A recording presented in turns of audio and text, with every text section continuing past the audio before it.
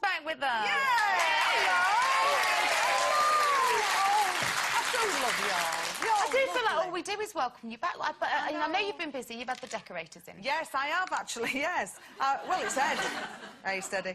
No, it's my other half, you see. I've given him a list of jobs, and I have to be there to crack the whip, to just make sure that he's doing everything right, you see.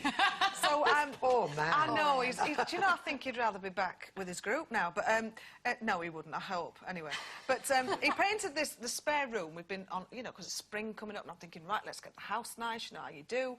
And he painted it all lovely blue and white, and I thought, oh, that's going to be lovely. Could we find anything to match this blue? Not a thing. I've been everywhere. I've been every store, could not get anything to match this blue. Did you choose this blue? No, he did. Oh, OK. Oh, so, that makes it I know, it's really If a man bad. chooses blue, it's probably red. Yeah, well, no, he did this very is well. Ed moving into the home that you lived in on your own, and you've said, darling, decorate as you see fit. Yes. And he has. Yes, And but nothing will match it.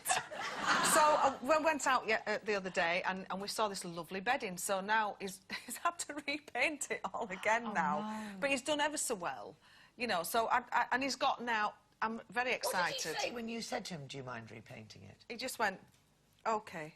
Oh, he did. He is. He's got the patience of a saint. I must admit, he's just a lovely man. I'm very blessed to have him. Oh. I know. It's not nice. He won't have time for a 7-year slouch, will he? No, really? he won't really. But saying that, I've got him a shed. I've got him the shed now. Ed shed. Ed shed. It's called the doghouse. And I've got electric in it, so he can always put a telly in there if he wants, or a little electric heater if he's cold. Oh, and a you're light. hot, you. I am. I think every man should have somewhere to go. I've always said that. You know, have. yes. Oh, I think it's a good idea. Don't be worried if they play golf. Let them go. You get a bit of time on your own. I quite like that, you see. Sorry, have I just, you know... Does nobody agree with me here? What's going on? Does he get to choose the colour of his shed, or have you stepped in on that one? No, I've let him do whatever he likes. I think creosote is actually... but he's done ever so well. He's got it all nice. He's got all his tools in there now. He's very good. He's very good with his tools. And you know, it's nice. He knows how to use them, and I like a man who knows how to use his tools. Oh, for goodness sake. It's right. Yes, darling. No Very wonder good you're with so his happy, hands. Jane, if he's so good around the house with his tools. He's very good with his hands. Now, Lise, you've not been with us very much lately because you've been taking some time to take care of family business, and I know that today you've had some terribly sad news. Yeah, I just, you know, my Nana Rose I often talk about. She passed away on Sunday. And I said I wouldn't get upset.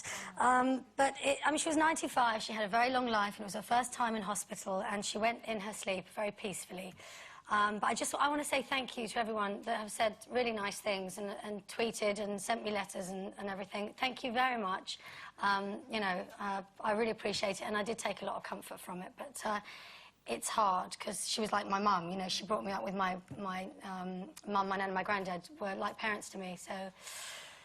It's very sad, and thank you very much, everybody. Sorry, that's really miserable, but it's just... I wanted to thank you. We won't be nice to you, because then she'll cry. Lisa, I know Shut up, you silly old you bag. really wanted to... That's it. I'm all right now. But, well done, 'cause you know what, it's really hard speaking at an emotional time, and I know you wanted to say thanks to everybody, and you did it brilliantly. And you did your nan celebrate my proud. nan's life, because she was an amazing woman, so thank Our you. mugs. Yay, Let's raise Nana our mugs to Rose. Nana Rose. Yes. Nanny Rose. Don't be nice to her. Don't be nice to her, look, stop it. Stop. Stop it. You okay? Yeah, good. Let's talk about rude things. Jane McDonald naked. OK. Now, Gordon Brown has apologised to one lady after he called her a bigoted woman when he thought she was out of earshot. After chatting with her in Rochdale yesterday, the PM got back into his car and passed the comment unaware that his radio mic was still switched on. Ouch. He was subsequently informed of his gaffe and later went to her home personally to apologise to her. Which raises the questions, ladies. Has someone ever heard us say something that they weren't intended to? Yes. And on... Yes, Miss Belly. And on a microphone. This is a big problem, see? Yes. And when you're doing a job, you've always got it, and sometimes they turn it off, sometimes they don't. And usually you say, can you turn it off while I go to the loo? And you're pretty safe. You go to the loo, do it, and come back. I was standing on the studio floor waiting to do a take with my microphone. I'm talking to this man. I said, well, you know how she got the job? She slept with the producer.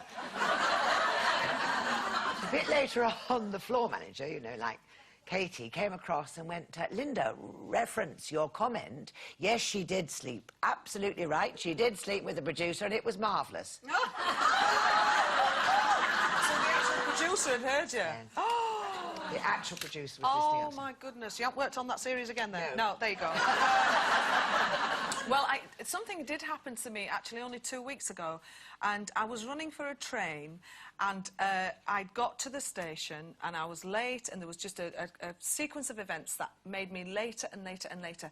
And I finally got to the train, and just as I was about to step on, they shut the doors on me. And you know when you say something, and it's not to anyone, it's just and the guard, fiddle, yes, I said You're something just like that. exasperated. I You're was angry at the exasperated, situation, not and I any don't individual. often use words like that, but I was so angry that I'd Were you missed this potty train. mouthed, Jane I McDonald? was a real potty mouth, and that's very unusual for me. And the guard thought I'd said it to him. Oh.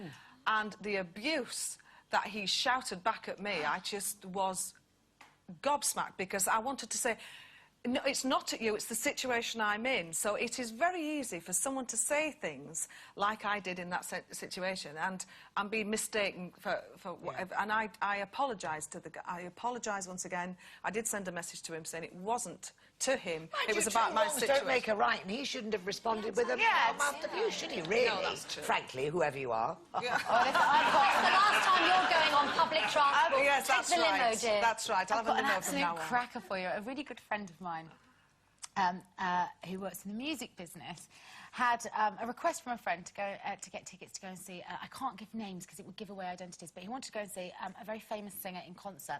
So my friend said to him, don't worry, I know the PR, I can get you tickets. So he dials him up, all kind of, you know, showing off in his office, puts the call through on loudspeaker, and says, yeah, you know, yeah, can I get tickets? Yeah, of course, the PR's all kind of lovely, you're gushy, gushy, darling.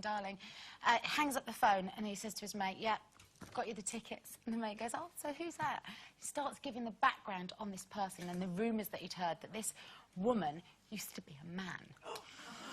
And he was, oh, yeah, you know, I knew him when he had the corner unit taken out and the three-piece suite moved in. He was going into all these details, right? It's all scurrilous rumour and, you know, we don't know any of it to be true. And then he just hears the phone and he goes, the PR goes, 2 pieces of advice.